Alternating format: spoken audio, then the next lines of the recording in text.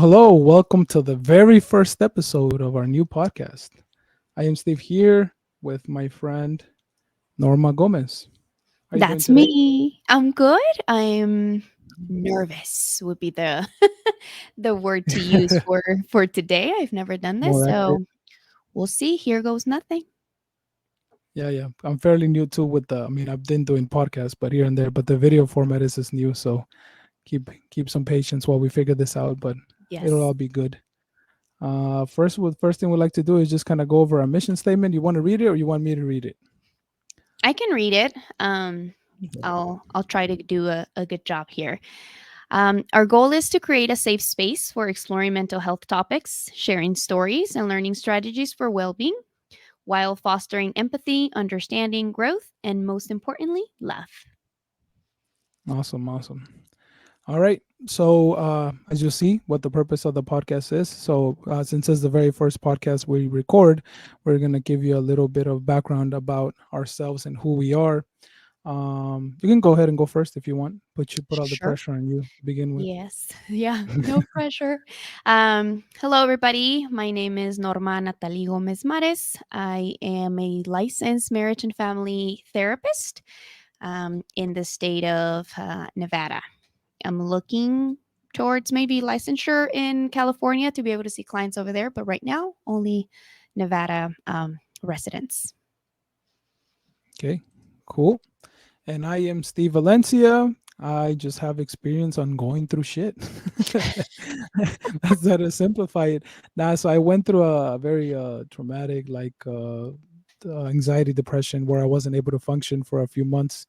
Went to therapy, learned all that stuff, and when I was in therapy, I said, "This is bullshit. How to not a lot of people don't know the skills that it takes to cope with this thing." And I made a promise to myself that I was going to help people out, and this is why I've been doing this, and this is my motivation to get this podcast going.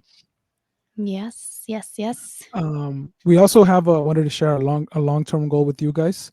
The long term goal is to become a nonprofit organization where we're able to help out people, so that it doesn't have to come out of their pocket. We just work via donations, and then we can do Norma can do therapy, and I'm like learning how to become a healer, life coach, all that stuff, so we can help you guys out. That's like the end goal, to not only bring you education conversations about it, but then be able to help people actually on a one-on-one basis as well. Hmm. Yes. That is the goal to be able to get to that spot. But as of now, we will just share a little bit of our knowledge, life stories.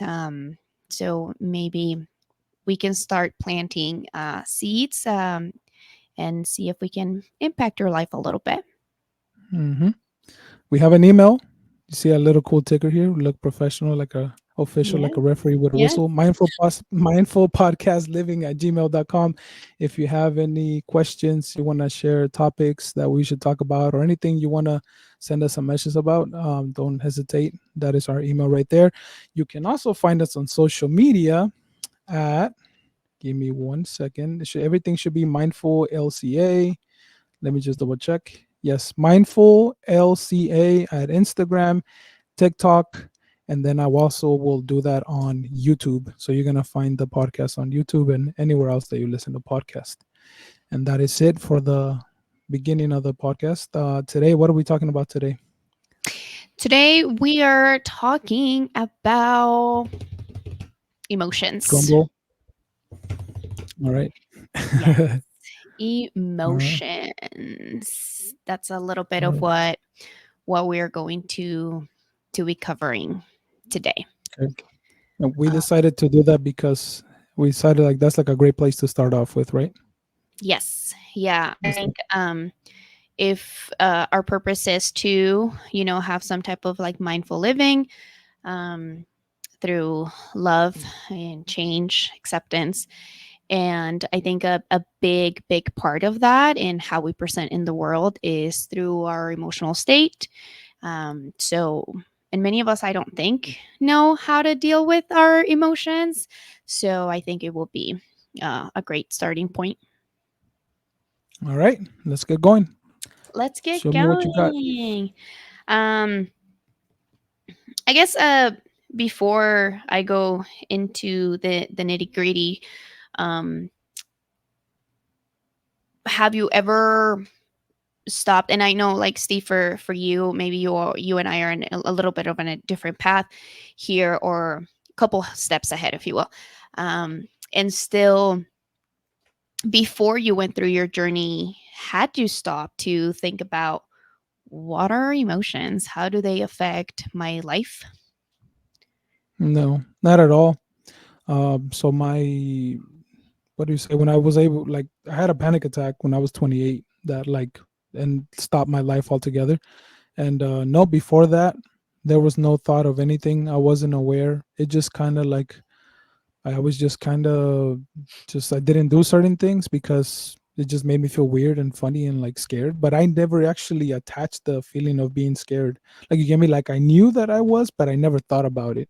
I knew there was something where I get pretty much a panic attack or high anxiety, and I had to leave and shit. But it was nothing like, oh, this is what's happening. Like I didn't associate that together, for all my life because it happened throughout my life. So no, to answer your question, I never did think of what was happening or what it was or anything like that. Yeah, and I think a lot of us, that is how we just navigate through the world, right? Just, this is the way it is, and I don't really know why, but fuck it. This is where we're at. This is what we're doing. So that is one of the reasons why we decided to start off with that, so that we can start addressing that.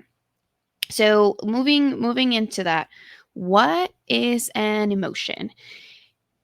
If we get technical, an emotion, the APA, or American Psychological Association, it calls it a complex reaction pattern involving experiential behavior and physiological elements. What the hell does that even mean? So there's basically three components to an emotion. There is the um, physiological response. There Mm. is a subjective experience, like the meaning that we give it. And then there is a behavioral response. Um, those three things happen within a tenth of a second. It's something that happens really, really fast, um, to get triggered. And I don't know if we haven't talked about anything that is not in the podcast, but do you know how long, physiologically speaking, how long an emotion lasts? No idea. No idea. How I long? learned I learned just kind of like deal with it and like live them and accept them, but never really how long it took. I mean, I would say the panic usually took like 10 minutes around there to kind of subside, would be my guess, but I have no idea. I mean, I do, when I think about it now, if I think of like how quickly they change, I think they can change a lot faster than that and swing through that. So it Yeah. has to be really, really quick probably because just the thought, something that happens, anything can change the way you're feeling or your emotions. Unlike snap of a finger, like you said. Hit me. What is it? Yes. It is actually 90 seconds. 90 seconds. So it can change Yes. 90 seconds. Okay. Yes. It is something that, and we're talking again, this is the part of the physiological piece of it, okay, not attaching like the meaning or the behavior or the thoughts that maybe come with it. It's merely the physiological response, according to Dr. Jill Bolt Taylor. From the time that there's a stimulus in that hits our brain to where all the chemical reactions that happen through all of those being flushed out of your body, it takes about 90 seconds. So with you, you're saying my panic attacks maybe lasted um, 10 minutes. The meaning and the thoughts that we attach to that emotion is the part that makes it last longer, and that is what keeps us in that loop of maybe being in Mm. that attack for for 10 minutes rather than the 90 seconds.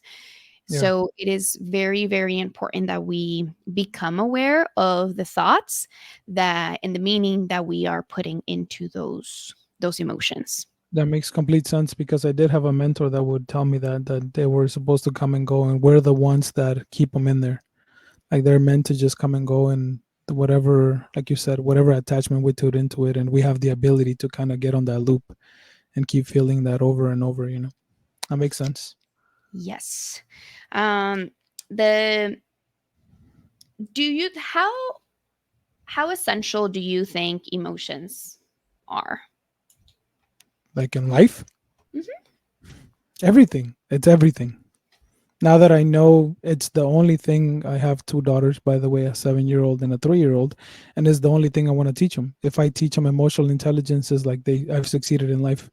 I don't need to teach them anything else but emotional intelligence. That's how I feel strongly. So it's everything, because now I've learned that it affects you in every single moment of your life, every single aspect of it. Whatever thing you're encountering in life, whatever situation, whatever problem, whatever decision, whatever thing, just having that emotional intelligence of what's happening and being able to tell what emotion you're feeling, or what emotion the person that you're having the conflict or that you're talking to is feeling, should be able to help you navigate that a lot easier and understand that, and eliminates a lot of the conflict. I think it just makes life easier altogether. Yes, it's a little bit tricky because as human beings, we have the part of the subjective experience that maybe other animals don't necessarily have.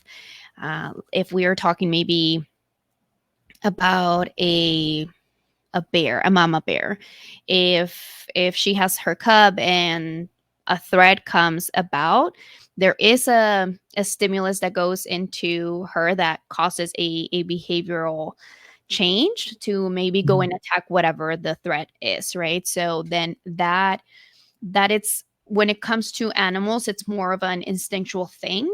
It is a survival strategy. If I experience anger as a mama bear, then that will allow me to protect my baby cub. The human experience is a little bit different because then we add the subjective part of it, the meaning to it, and that differs from person to person, culture to culture, community to community. And those are the things that we need to be very, very, very aware of, because then many times we confuse the appraisal or the meaning that I gave to that stimuli that maybe wasn't even there, and becoming aware of that within myself. What is the meaning that I am giving to this emotion will then help me react in a way that feels um I don't know if positive is the right word that I'm trying to think of, but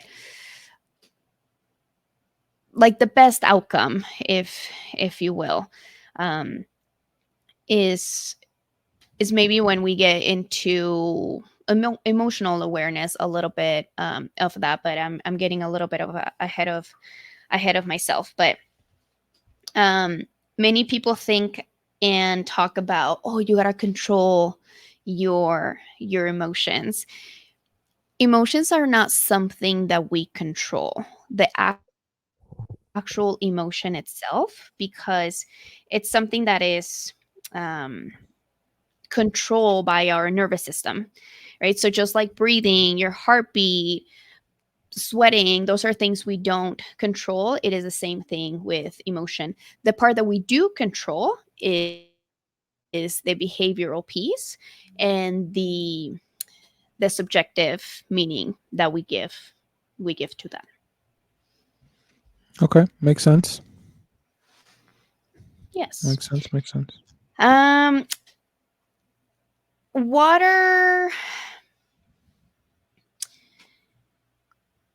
well, I guess that something to add in between the stimuli until we have the reaction, that, like I said, is almost like a tenth of a second where like that happens super super fast.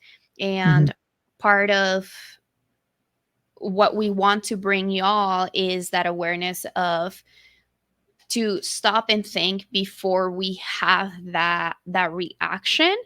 um, that is the part that we can't control. So giving you strategies to create space between the stimuli and what you actually do with that emotion, so that we can help you create a little bit of change in your life. Because many people, we just go in automatic. We don't even know why it is that we do what we do. We don't connect it to the emotion. So that's a little bit of why we started with this topic. Yeah. What are the six? There, I mean, there is also debate with all of this that we are saying. Take it with a grain of salt, because even the people that study emotions, they have not been able to come to a consensus as to what emotions actually are, how many of them are there, how do we put them in like to categories, into boxes. So just be mindful of that as well, that it's an Yeah. ongoing thing that people are researching. So we don't, what the information we're giving you is not the end all be all. Yeah. At any episode, by the way.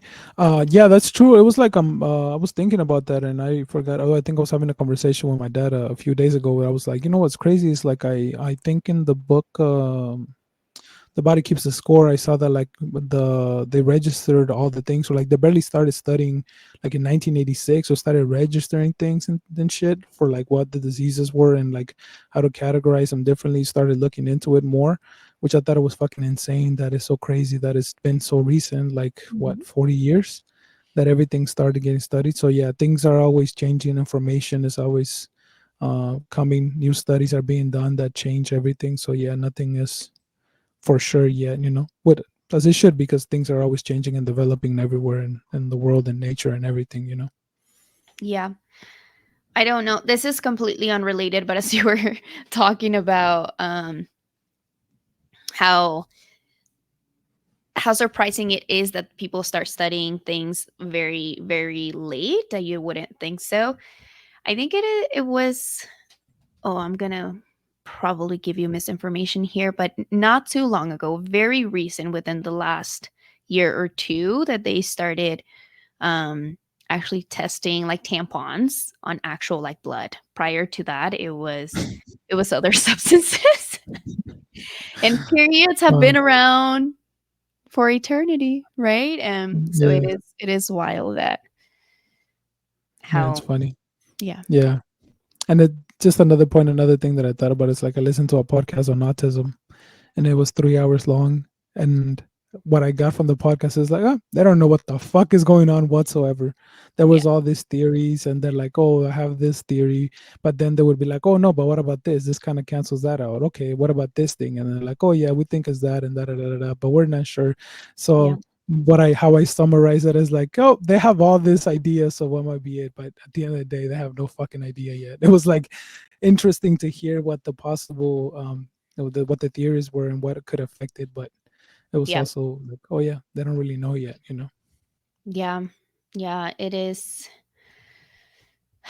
I mean, you can only theorize until there is enough like research and information around it, right? Because yeah, there, it's something that is very new in terms of it being studied. So yeah, we don't know Mhm. a lot of stuff.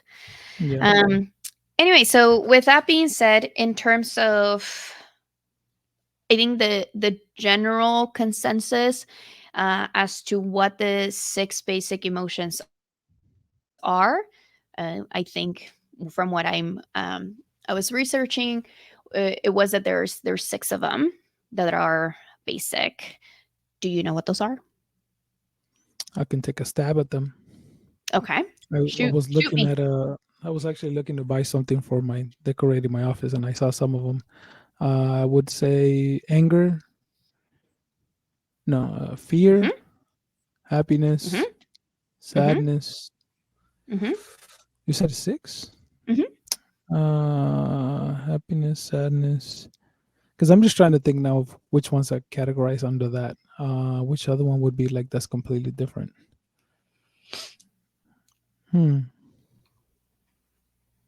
Because you can feel a lot of things within happiness, a lot of things within fear, and then mm, I can't think which one of ones would be core. I think can't you just get most of them through there? Which one am I missing? Have you watched the movie Inside Out? We're actually gonna watch it. Well, we were supposed to watch it today, but we'll probably watch it tomorrow and then go to the movies and watch it again. You What's the have new one? not seen Inside Out? Well, I've seen like the kids are watching it or Celia's watching or something. I just kind of pop in and out and kind of be on my phone or like pass by and they're watching it. So I have an idea of how it works and what the premise is. You know, how they go Mhm. inside the. I'm assuming they go inside like the brain or something, and they just have the emotions to all those things. Yeah. Yeah. Because I was gonna say, I'm like, you can cheat from that because I think those are the 6 ones that they use in there. You missed surprise and disgust. Surprise and disgust. Mhm. Yeah, that makes sense. Those are different. Yeah, Yeah. those are the 6 basic ones. Then you get into the complex ones where they are 2 or more of them kind of combined, right? Like if we think of maybe hate, it could be a combination of anger, disgust, fear, Hmm. something like that. So um yeah, so it those are more complex ones. Yeah. I was And just thinking for our sorry to cut you off. no, it's For okay. our current event thing, we should do that. We should watch the movie and then talk about the movie. Because aren't they Um, adding anxiety to it? That's like the thing, right? That they're adding to it. yes, I think one of the ones that they are adding is anxiety. I don't know if they are adding other ones, but is it out in movie? I'm very bad with pop This is culture. perfect That's timing, very actually. Now that I'm thinking about it, we're talking about emotions. Come back after this weekend or yes. whenever we have time and add it to it, and then we'll break it down. That gives me an excuse to go to the movies. Yeah, we already had planned to watch it on Saturday morning. I think we're gonna go watch it. I just wanted to watch the first one before with the girls. Yeah, yeah, Huh, you need perfect. to. You need to. It is a good movie. Yeah, so maybe we will watch that and get into more details. We can discuss both of them because you haven't watched the first one, so we can do a little bit of both. Can you give the well? I don't know by the time this airs when we have it, but if you haven't seen it, you should watch it then. So then you can the next episode before you turn in, watch it so that you can break it down with us and see Yeah. what you think. Yes. Give us your thoughts. And there's also if there is any current events that you want us to talk about, let us know if there are topics that you want to maybe hear more about. We'll be open into to listening to suggestions. Mm-hmm. Okay, go ahead. Sorry to cut you off and No, that's got us okay. back. Um, I forgot what we were talking about You were before. telling me the other ones. Surprise and disgust. How I miss those. Yes, how those are Mhm. the 6 basic ones, and what comes after that, they are more complex emotions, and there is an emotions wheel that was Hey, created. I'm actually pulling it up right now Ah, look at you. because that is what I was gonna buy today. Give me 1 second. I can present here. Let me put it in this thing. I'm all excited and shit. I know, like, oh my god, I'm so excited. Bring it out, bring it out. Share screen, entire screen, bam, share screen. All right, here it is. Yes. I don't know how to zoom into this thing. Let me see. If I just go like this, got it. Look at me, Look at you go. bam. All right, go ahead. You can keep going, and now hopefully this help explain it to you. So this emotion wheel was created by psychologist Paul Ekman, and he was talking about yeah, just how like the complex emotions are made up of like the little ones. As you can see in the emotion wheel, there is fear, and then it expands to maybe more detailed ones, or the nuances get pulled into there. And one of the things was that why do we even need emotion? Why do you think it's important for us to know fear, to know anger, to know disgust, to know sadness, to know happy? Why would you say, Steve? Why are these important? Why are we talking about these? I mean, how the hell would you live having no emotions? That's the first thing. Like, it would just be very plain and boring and thing. I do think maybe it would have to be for our survival as well. Like, I think if we didn't have any fear, like, you wouldn't survive because you would just keep falling and falling. Or if a fucking tiger went after you, you wouldn't react and you would get eaten. Um, Anger, probably the same thing as you said, to kind of protect that. Disgust would also be survival, now that I'm looking at it, because if you fucking eat Absolutely. something, if you're eating something that's not, you can tell there's something off about what you're eating and you just ignore that, you would probably fucking get ill, or you would get really sick. Yeah, I think they're all necessary somehow, and they all have to do with the survival. That's a great question that I never thought about, of why we have them. Like, I was able to answer fear right away because they did teach me that, like, well, you're so afraid of fear, but if you didn't have fear, you would be completely screwed and you wouldn't have survived, you know. Right. They are at its core, they are a survival strategy. We at some point were caveman, and our ancestors come from that, right? So the part of um, fear in terms of if there is a tiger that is coming at you, then you need to make sure that fear, you listen to that fear because it keeps you safe. And even when it comes to anger, maybe in the past is it is like to use that rage to be able to go and make that kill, make that hunt, to protect your young from the tiger. I think it's interesting that you use the tiger specifically, because I don't know if you've watched I think it's like a documentary called Paper Tigers, I think. No. Um, it's a documentary about a high school that implemented a different type of approach in helping at-risk youth. Hmm. And one of the analogies that they use there is like, yeah, when your brain picks up on danger, and if there is a tiger in front of you, it's going to react to make sure you have the biggest chance at survival. Hmm. With kids that go through adverse experiences, they don't know the difference between a real tiger and a paper tiger. Oh, Paper shit. tiger being all of the adverse experiences, whether it's sexual assault, neglect, abuse, substance, any natural disasters, terrorism, and maybe we can get into that. The they did it through it's called the ACEs, which is adverse childhood experiences. And the more you have of those paper tigers, I believe there's 10 of them. The more of those you have, the chances of you seeing paper tigers everywhere around your life is higher. Hence the emotion, the meaning that you give to it, and the behavior that you attach to that is going to like always have you on edge, because you think there's always a tiger there to attack you, because your brain doesn't know that is a paper one, even That's cool because I do work on that a lot. Like for example, like give the example again because I pay attention to myself, but also now having daughters, I pay attention to their life.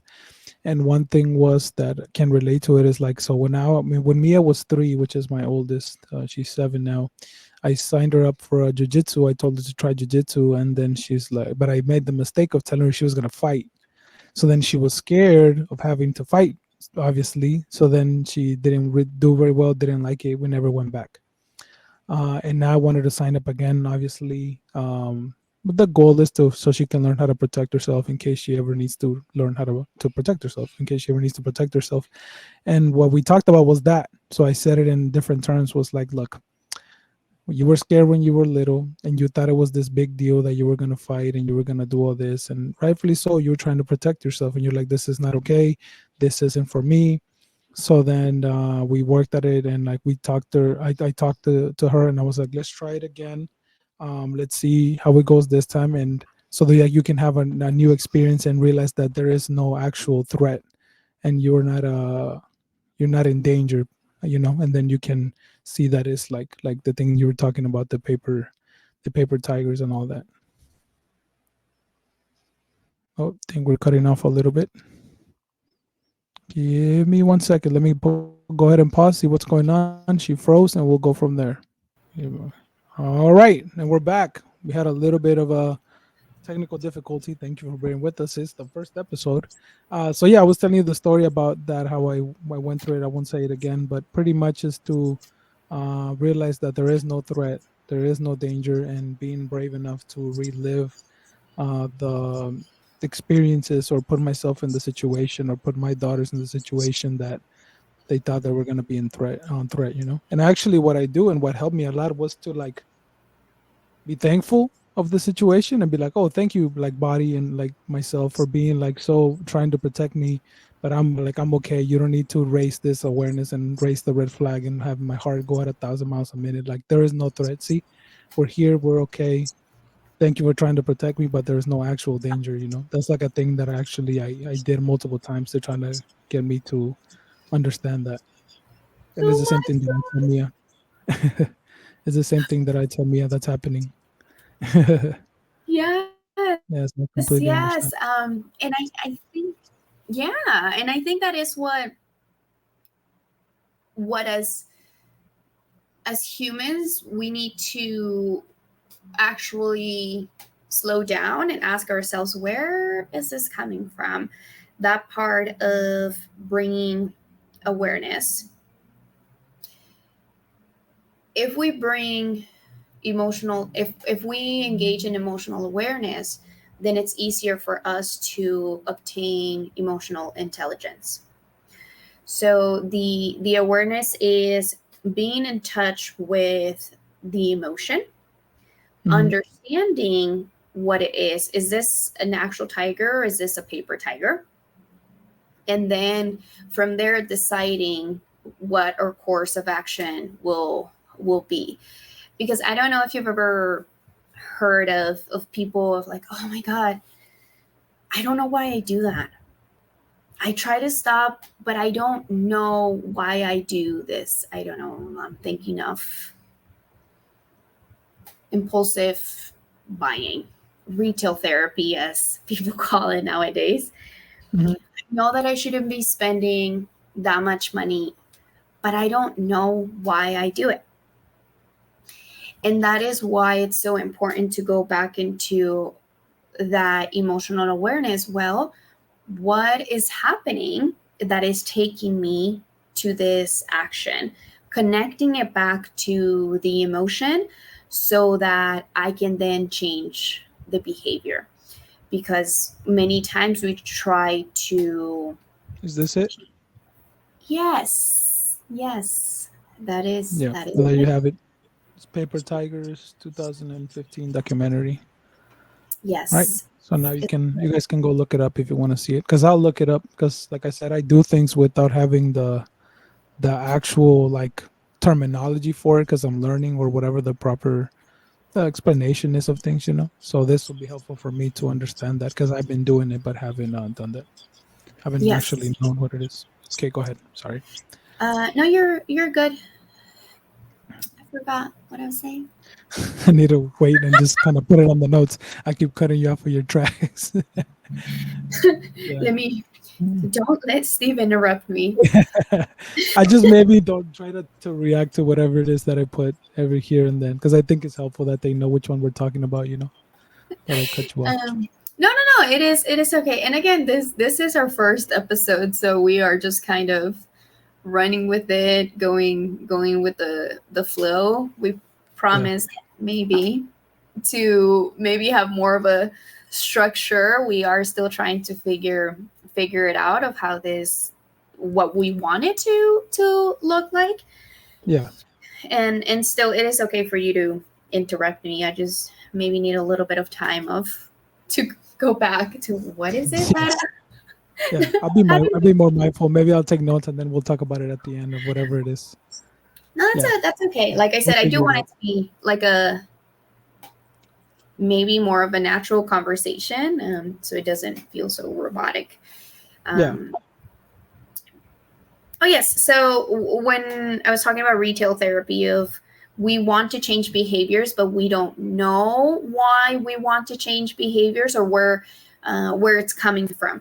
So it is important to bring that awareness of what takes me to actually engage in retail therapy. And if we then, you know what, like right before I go into Amazon, I realize that I'm bored or anxious, or maybe I'm feeling down, sad, and then those are the times where I engage in that.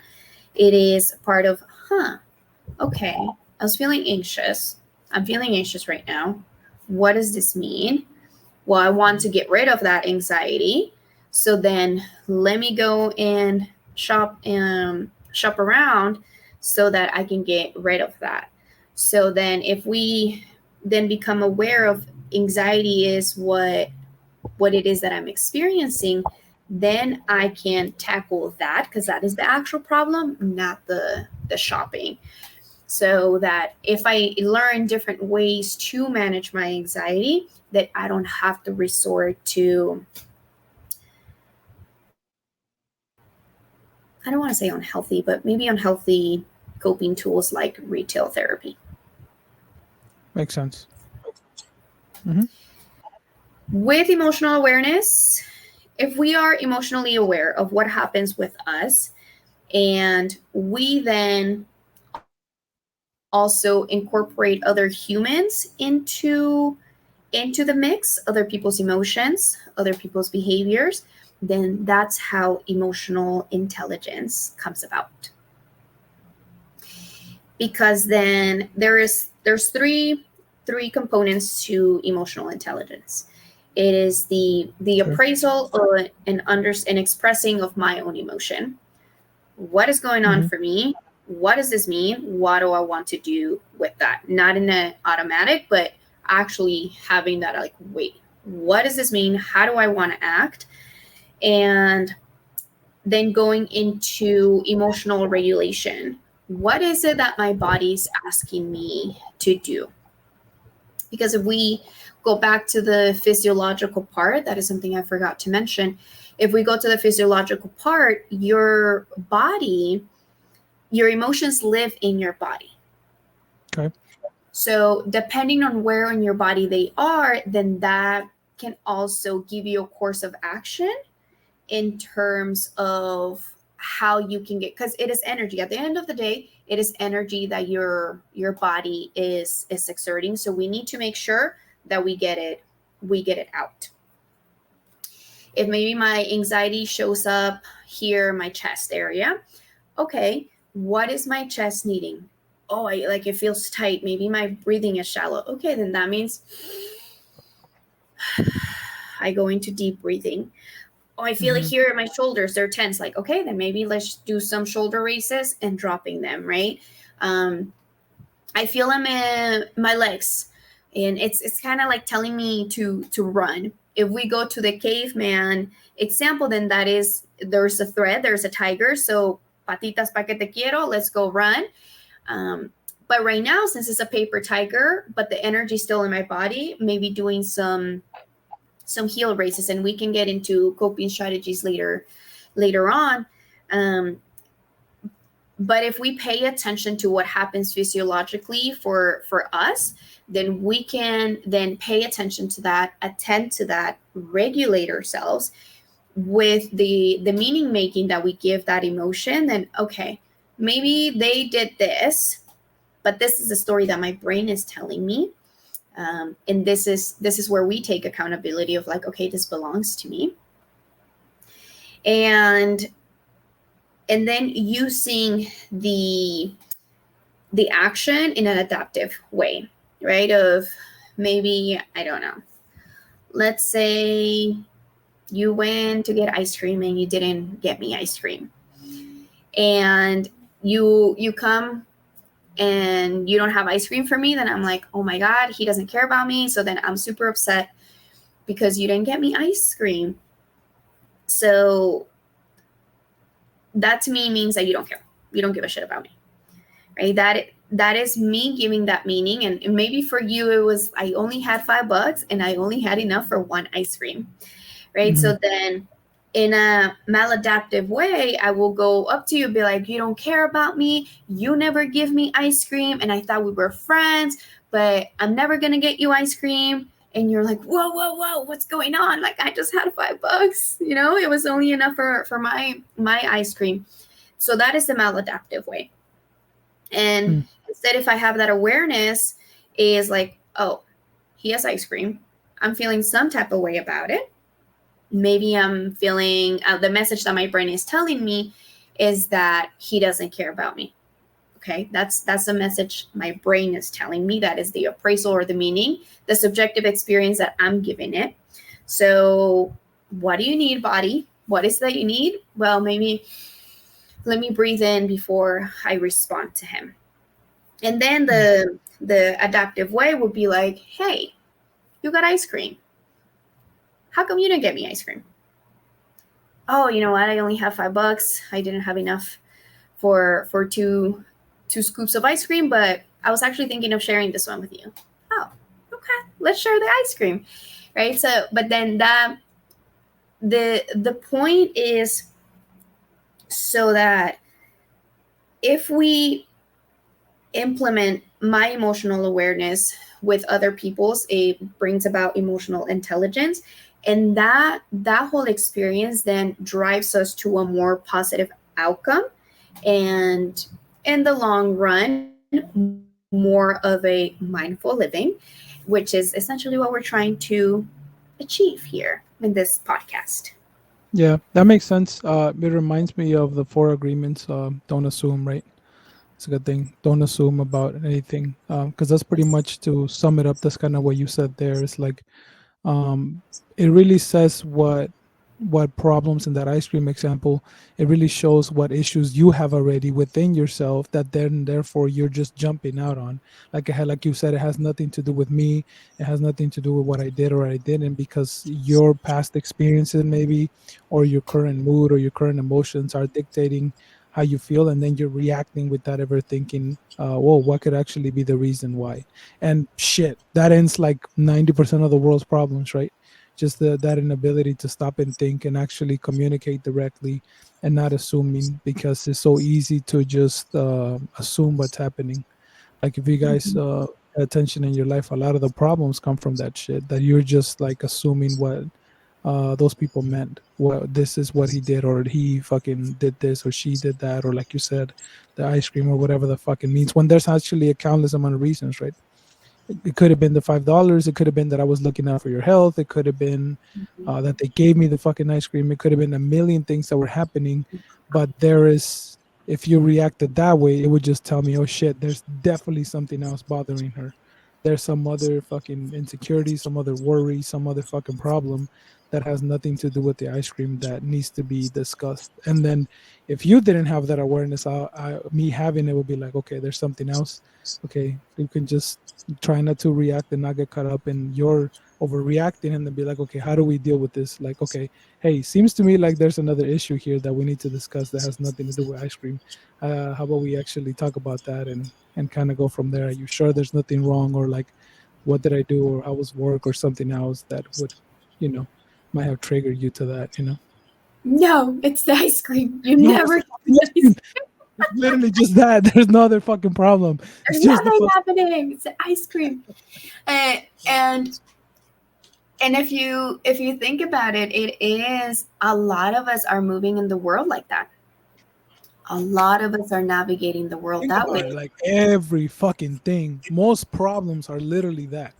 Any little thing, you just assume that this is happening, and then you don't communicate directly because, well, you just are not able to because you're too afraid to, first of all, be vulnerable yourself, or be open to, you're just assuming, oh, they did that to me once, and then now this behavior is similar to that one, so it must be for the same reasons, or they don't really like. Then you start going into your biases, right? They never love me, they never fucking love me, and all this shit, and there's no point in all those things. So you see how shit can spiral, and it always does, and shit just gets out of control for not being able to communicate directly and be vulnerable and understand, not to fucking assume. And I think that is where the love piece comes into play here. Of you're saying people are afraid to be vulnerable, and they have reasons to act the way they act. We have reasons to respond to stimuli the way we do, because we all have our paper tigers. We all do. And meeting those paper tigers with love and acceptance is super, super, super important when creating change. Because if we try to look for, go ahead. If we try to change from a place of, oh, I hate it when I do this and I fucking suck, or I'm dumb, or whatever, that is just going to make the problem worse, make your behaviors even worse. So I think being very, very, very compassionate with yourself, first accepting that this is how you've made it so far. There have been reasons why you adapted to life the way you did, and that is okay. That is okay. Yeah, I was looking for the video, but I can't seem to find it now. You've seen that it went super viral, of they're interviewing a guy, and then somebody walks across in front of him, and then he said like the guy like that's interviewing gets pretty upset, and the guy's Yes. like, hey, people are people, they got their own thing going on, we all got our own shit, and like he didn't just assume and jump that he was being an asshole and just being rude about it. Let me see, I can't. Yeah. What was the thing that it says? Don't say fuck. What was the thing? Don't credit malice. I forget what it is. Like something like that. Don't assume malice He or whatever. speaks very fast when he's talking. He talks very, very fast. Don't assume. So Well, if you guys have seen it, shit, you know what we're talking about. But it was amazing how the guy that's interviewing gets really mad, and the other guy's like, people are people. Don't assume. Don't think it's malice. Don't compare malice, or it could be what. Don't attribute to malice what could be attributed as incompetence or something like that, is what he says. And I just thought it was really cool, and like a prime example how some people just, like the interviewer got triggered instantly. It was like, oh, what a fucking asshole for walking across the camera, and the other guy's like, hey, chill, like people got shit going on. We don't have to jump. He might not meant to be rude or anything. He's just stuck in his own world, like we're all in our own world, and you got to keep going.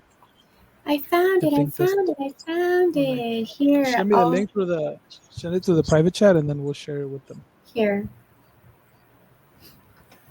Ooh, look Oh. at me winning one with technology. 'Cause I'm usually the bad one. I just couldn't think. I was looking for it on freaking on YouTube. Oh, there it is. Okay, let me share the screen real quick. Add to stage. Okay. Oh, are you gonna be able to hear it? Block underneath your things. What's happening? Oh, I forgot. There's like a weird thing for some reason in the audio. So we have to figure this out. But this is the video. Let me rewind it. And you can just read the things real quick. It's only 50 seconds.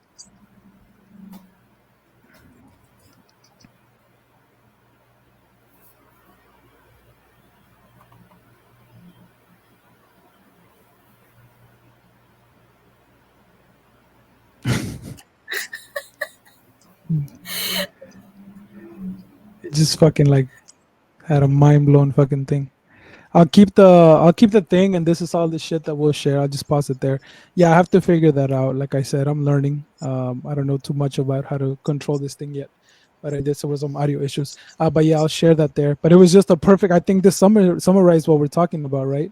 How he doesn't jump into conclusions. He just is like, shit. Hey, chill. Like we all got our own thing going on, and all that. So we don't have to assume that he was just being an asshole for the sake of being an asshole. Mm-hmm. Yes. And I think that is a great segue into when we have that emotional awareness and emotional intelligence. One of Google's like early engineers, his name is, I'm probably gonna butcher it. Is it Chad Meng Ting? Maybe. If I'm saying it wrong, I apologize. But if we have these two components of emotional awareness, emotional intelligence, then that can lead to 3 very good benefits in our life, which is this calmness, this clear mind, which this person really, really portrays, right? Like the other one's like, the fuck, I'm doing an interview, and this person's like, I'm calm, I'm cool, I'm collected. They might be going through their own stuff. It gives you resilience, because then that you don't attach everything that happens to something like bad, right? So the part of not assuming, and it gives you more satisfying relationships in the long run. So being able to have emotional awareness and emotional intelligence is key to the way we live. I want another example of something fairly recent, once again, that happens to do with my daughters and Mia again in the jiu-jitsu, right? So she's going to jiu-jitsu, and the first couple of days, happy, giddy, like trying her best, dancing and like singing and being her usual self. And then I noticed like the last week, it was really like low energy. It wasn't like playing at the beginning, because at the end of the class, they just have playtime. And I was like, well, I really paid attention to her one day to the others, like, well, what's going on? Like, she doesn't seem to be happy. She doesn't seem to be trying anymore. So I was like, okay, let me talk to her and see what's going on. And it turns out that like she was really scared of getting hurt, because she got hurt at some point. Like she got slammed down and hit her head, and then got kicked in the nose one time. So then she was really struggling with it. And also like she's the newest one, so everybody's like beating her up pretty much. So then we talked about this, like, hey, first of all, you're very brave for getting hurt and continuing to go and not telling me that you don't want to go anymore. Like, you're doing something amazing there. I know that it's hard, and I know you're the newest one. So maybe you should try to continue and do your best. And when you try your best, like, maybe you'll feel better and you could actually accomplish something. And she was very caught up in the fact that like, oh no, but they're longer than me. They're probably going to beat me, and then I'm never going to catch up. And then I told her the story about this one UFC fighter who was not even a black belt, and he's like the champion. And then it made sense to her like right away. So then therefore now the next class, much more energy. I tried purposely to like make her smile. I noticed the music so that she would be like bobbing her head like usual. And surely it was a complete different person. You know, it just went like a completely different person. It worked around. She was able to do her moves and do her thing, and like she just seemed like she had more fun. You know, Mm. and partly with that, I was actually catching myself to making sure that I wasn't putting too much pressure on her, like, hey, do this, try this, or why don't you do that, or how about that, or focus, pay attention. So then that was also, I noticed myself on the things that I can do, paid attention to what I was doing, to be like, well, what am I causing to have her emotions like not be, what can I do to have her be more happy and be like how she was at the beginning, you know? And then also to just be like, hey, now I just tell her, hey, have fun and do your best. And if you get hurt, just try again and have fun and do your best. And then I was like, we even said like, I'm gonna tickle you before and after the thing, so you remember how much you're gonna have fun. And that's it. And it just made a difference. And Celia, my wife, took her today, and she's like, oh yeah, she did really well, you know.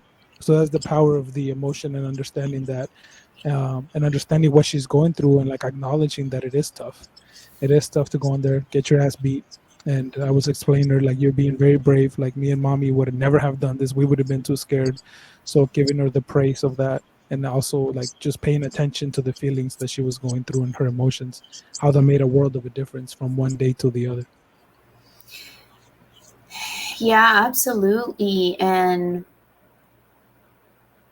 again, giving her, because as a parent, I'm not a parent, but as a parent, that is our job, right? If we are raising kids, then it is our job to let them know, like, hey, this is a paper tiger. It's not a real tiger, right? So while your brain is doing a good job at keeping you safe, this is something that it doesn't need to protect you from. And I think that is, from what I've seen with Celia and you, that is something that you do very well with your babies, letting them know that, hey, this is a great paper tiger. Like, here, look at it. It's not real. So let's tell your brain this, and let's go ahead and try that, right? So those are the things that will help her to not have so many paper tigers stacked up later on in life, where she's going to have like those bad childhood experiences or adverse childhood experiences. So it is, you're doing a good job. I'm trying. You're doing. Thank you. Give yourself a credit. I think maybe this would be a good spot where we can like leave the conversation, because there is, I was planning on talking about emotions, feelings, and moods, but that would probably be a 3-hour episode. Yeah, so just gotta break it down to the next time. So maybe next time we focus a little bit on feelings. Yeah, so our idea was to just go and break it down and be in detail about it, instead of just kind of going like a super broad thing where we touch on everything. So yeah, this next couple of episodes are going to be related to this, so that we're able to go more in depth.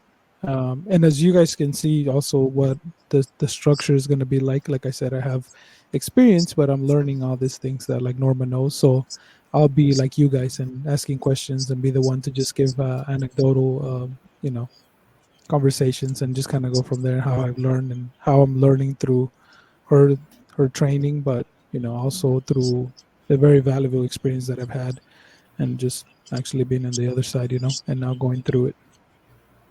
Yes. Yeah. Yes.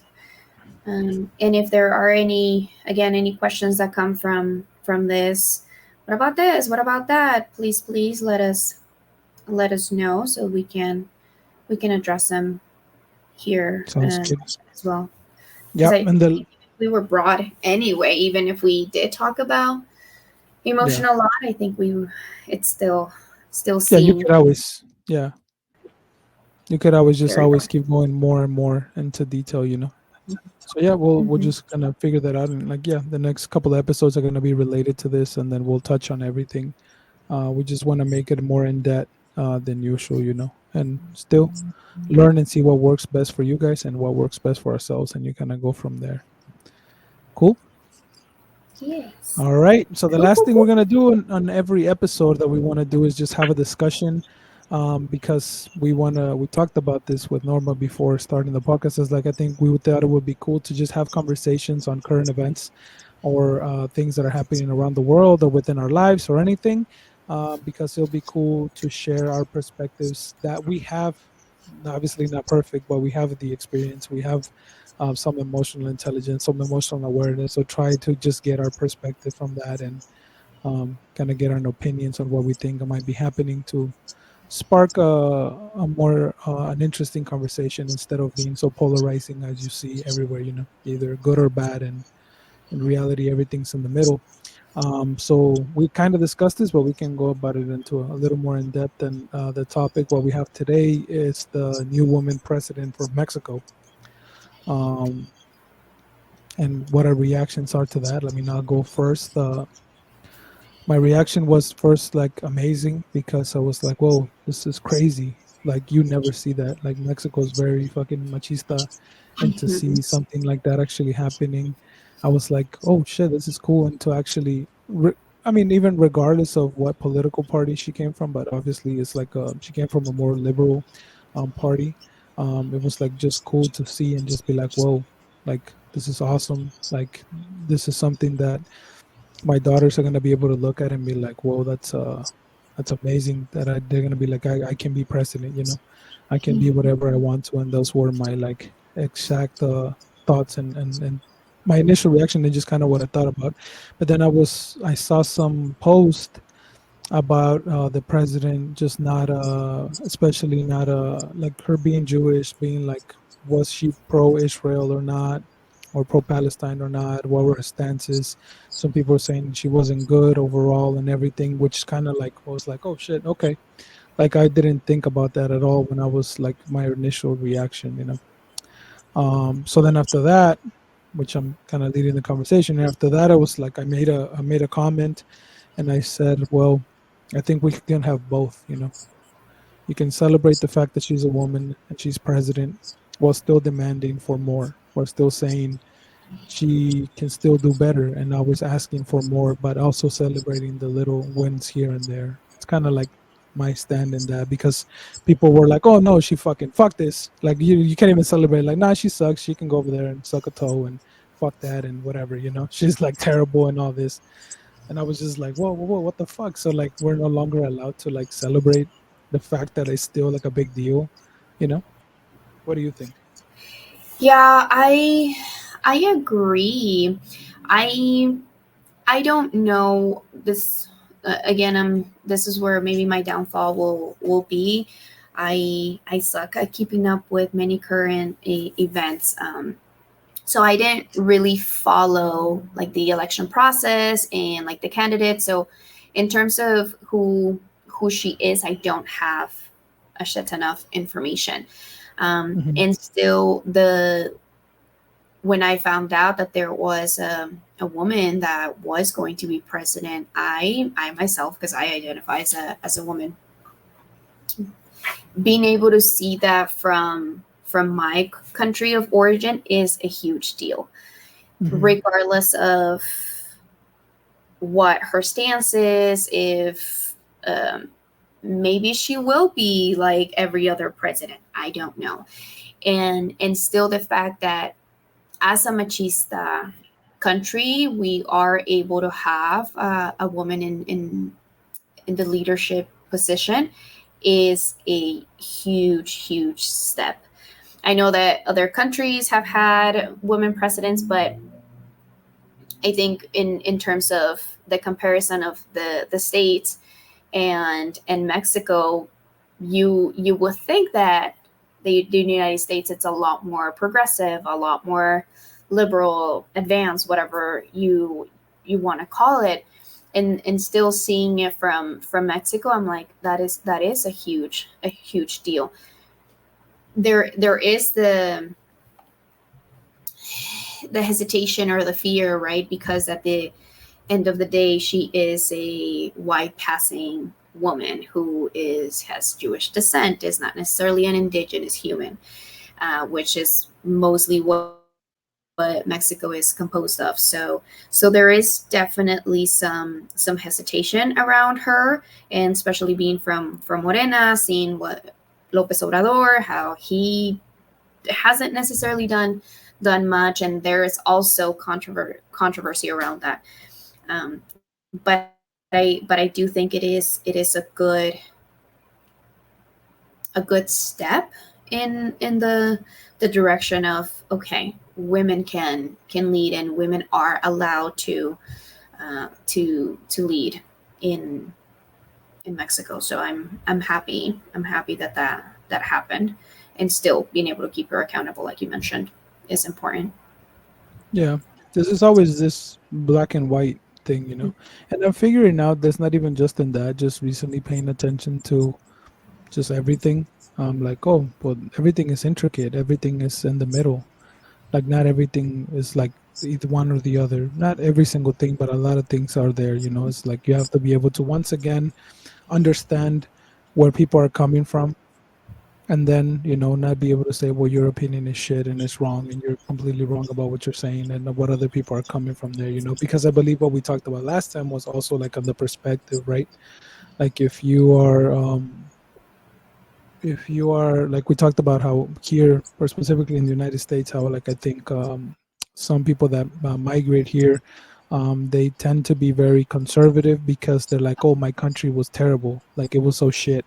We didn't have no food. We didn't have any any money. We had a shitty healthcare system and everything. So they want to preserve it. So you become very afraid of any change, and then you become very conservative with it. And other people are like, nah, like this is better, but fuck that. I want more. I need more, and that, you know. But at the same time, the downfall of that is also not being appreciative of what you do have here, you know.